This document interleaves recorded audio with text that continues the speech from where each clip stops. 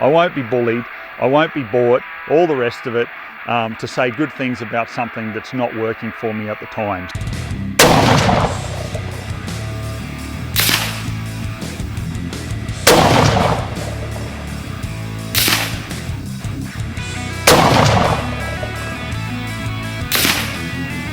We're at about 0.8 of an inch.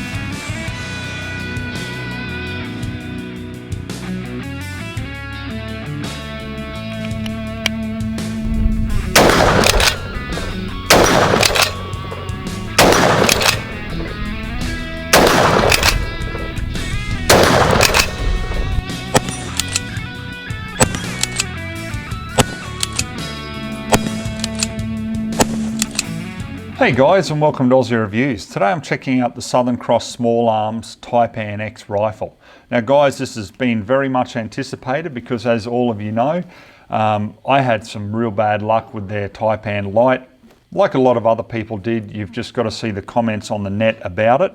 Unfortunately, there was some people that had a lot more problems than what I had with the one that I reviewed. So pretty keen to get a hold of one of these. Now, this one is brand new out of the box, so I've gone along and purchased it.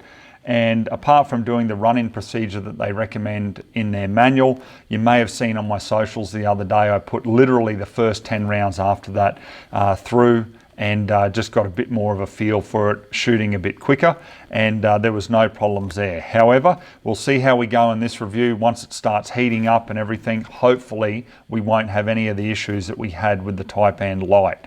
So what's different with the Taipan X? There's a couple of upgrades, okay, and redesigns that they've done. So first of all, we've got the case deflector here, because if you remember in the Taipan Light, there was a lot of people complaining about the Cerakote coming off, and you know, shells were obviously, when they were ejecting, taking part of the Cerakote off. So we've got this deflector here now, so really that should minimize that completely. So, and I think it actually looks quite nice. The pump action on it is spring assisted, so as soon as you bring the action back, let it go, it will go forward into battery on its own, okay? We've also got basically a hybrid feature here now, so we've got the bolt on the side, so you can use it as a straight pull as well, so it definitely is a hybrid. Also as well, you can expect a faster lockup time due to a redesigned hammer, they're saying. So, you know, we'll soon test this in the field once we start putting some quicker shots through it. But yeah, so far I haven't had any issues with it, but when I got the Taipan Light, I put some initial rounds through it as well, and there were no issues. But then when it heated up, we had all sorts of issues coming to the surface. So fingers crossed on this one, guys. We'll see how we go. So I'll give you a run by of it. The stock at the back, you've got a couple of spaces you can put in there. You can raise the cheek piece there to get that correct side alignment. Overall, like, it looks nice and compact. The weight of it though, 3.4 kilo or 7.5 pounds. Sounds heavy, doesn't it? But to its defense, in the hand up to the shoulder, I don't really see it as being a real problem. It feels quite comfortable to me. That's just me, and me being honest with how I feel about it up to the shoulder. I've just got a red dot on top at the moment, guys, but I'll take that off because I've got a scope I'll put on. I've got one of my Schmidt & Benders, so the 2.5 to 10 by 40 Summit. I'll put that on because when I'm shooting the ammunition to see what this likes, I want to be able to shoot for some groups. Once I find out the ammo that it likes, I'll put the red dot back on and zero it for that.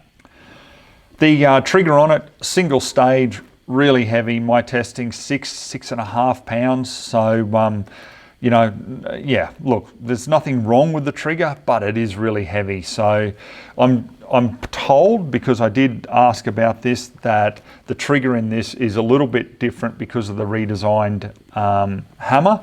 So, you know, just fingers crossed that someone makes a decent trigger for it. Victor Precision made a trigger for the original Taipan Light. Let's hope that they make one for this because, yeah, it is really heavy, and that's a common observation by many people who have got these. The barrel on it, we've got a stainless steel barrel. It's threaded 1/2 inch by 28 TPI. Now 223 Wylde, so it will handle 223 and also 5.56 NATO, a 1 in 8 inch twist. So, you know, that is more tailored towards those heavier projectiles. So the great thing about that is obviously, you know, this rifle to me isn't a bench rifle, so the heavier hunting projectiles, great for pigs.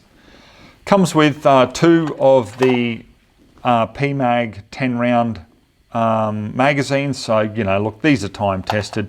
I can't see any issues with them. They're fairly affordable, freely available, and they certainly take the knocks. We've got the selector here for fire and safe, just like the normal AR-15. The mag release is very similar to the AR-15. We've still got this lock at the back to lock the bolt back.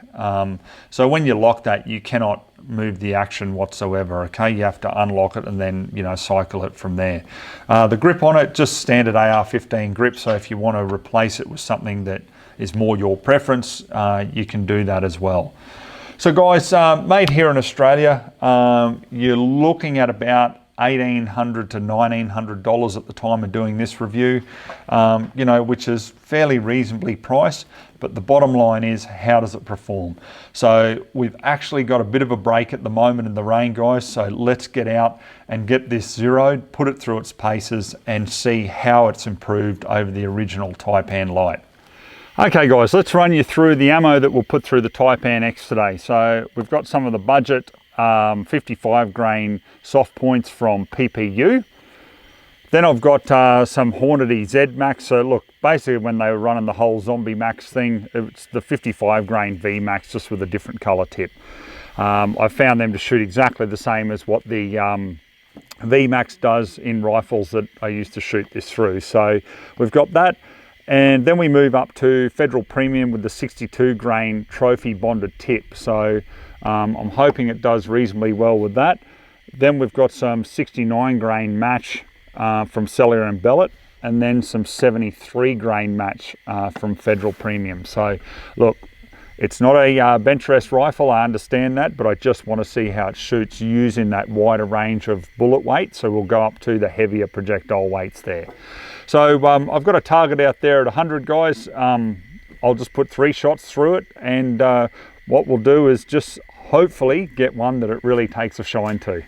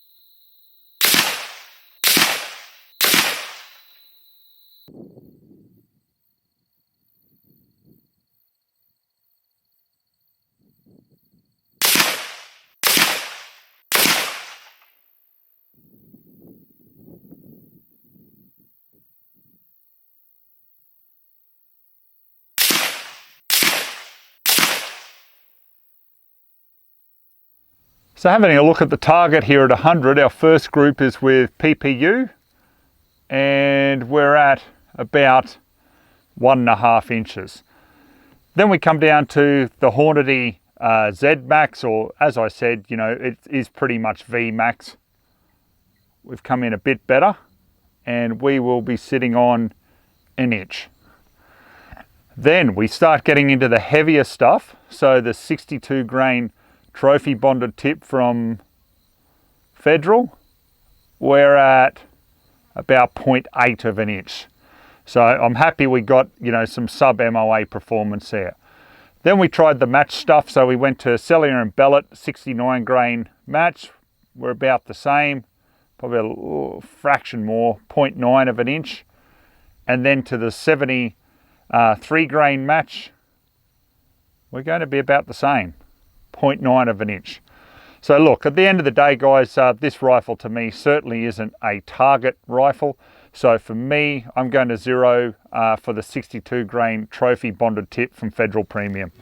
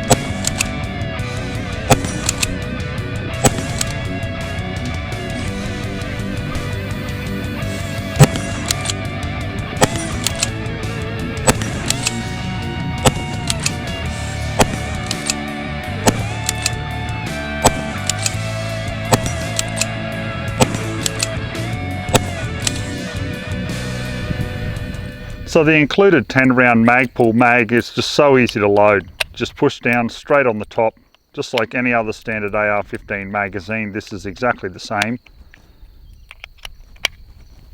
Slide them to the rear. And I'm happy to say I've had absolutely no issues with the magazine in this rifle.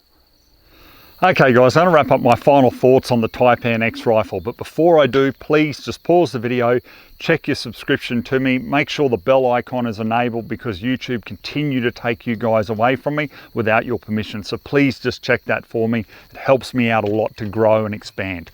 Okay, so my final thoughts on this rifle. I am really happy that I haven't had any sticking or jamming problems. I've heated it up. We've got 153 rounds through it exactly. So yeah, I've had no issues with that, thankfully, because I really do like to see an Australian manufacturer be successful. However, in saying that, guys, I won't be bullied. I won't be bought, all the rest of it. To say good things about something that's not working for me at the time. So I don't care about the people that work in companies. That's completely insignificant to me, and the way they behave, that's insignificant as well. What I care about is how the product performs. Product comes to me, it gets reviewed exactly how it works. No ifs, no buts.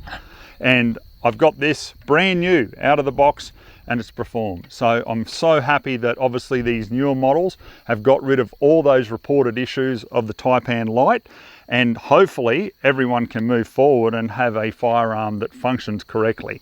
The only thing that I've heard about problems with this rifle is when it really heats up, the spring on return of the pump loses its tension. I haven't had that issue. I'm happy to say I haven't had that issue too. So I've had zero issues there with the functioning. The trigger on it, yeah, it's terrible. You know, like it's a heavy, you know, 6.5 pound trigger from the testing that I've done with it, compared to, you know, a nice light 2-stage trigger, about 2 to 3 pounds. This is really heavy, so you just have to take that into consideration if you get one.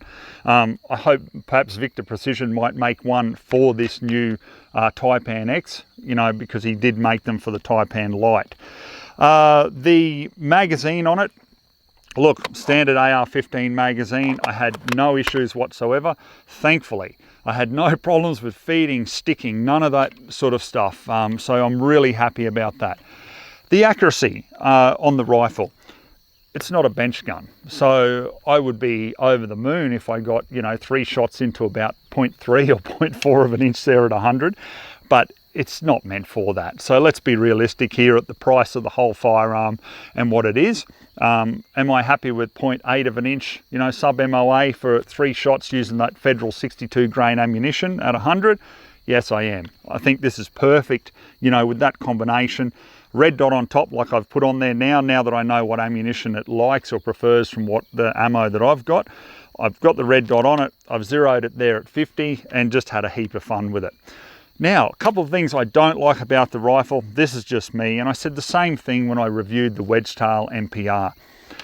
When you've got a pump, you know, I'm used to like the Remington 7615 or Remington 870 shotgun. You know, as soon as you pump forward, it locks, because as soon as you're up to the shoulder with any firearm, what are you doing? You're pulling it back into your shoulder. So you do that. What do? You pull this out of battery. Okay, so from the side on shot, that's why I showed you there where, you know, I was pumping forward and then coming back to here. And that to me just, I don't like that personally. I really don't. So I do wish that they would just come up with a system to be able to lock it forward. So after you squeeze that trigger, you can just rip it back forward and keep, you know, enjoying your shooting. So I like the idea of, you know, both a straight pull and a pump, because, you know, when you're basically seeing which ammunition it likes, you know, you're on like the bench like I was, it was just very convenient being able to just pull back, you know, on that straight pull, you know, bolt. So yeah, that was really good. The only other thing I'd like to see is, I don't know, this lock at the back to me just seems a bit so-so. Like when you bring it back and you lock it, like it's locked. I'd like to have like a AR-15 bolt lock, so that when you pull back like that, you can let go and it'll go forward. So, you know, I'd like to see that, because it doesn't matter. You can have the magazine in, rounds in. Once this is locked back, it's not going forward. Where if you had that with an AR-15 type system, with the AR-15 type bolt lock, well, it would disengage and go forward. So yeah, that's what I'd really like to see on it. But look, guys, that's just my personal likes and dislikes. But yeah, very happy to say that I've had no issues, you know, with the actual cycling and accuracy. Yep, I achieved sub MOA. All right, guys, we'll leave the review at that. Hope you enjoyed watching it. So till next time, we'll catch you then.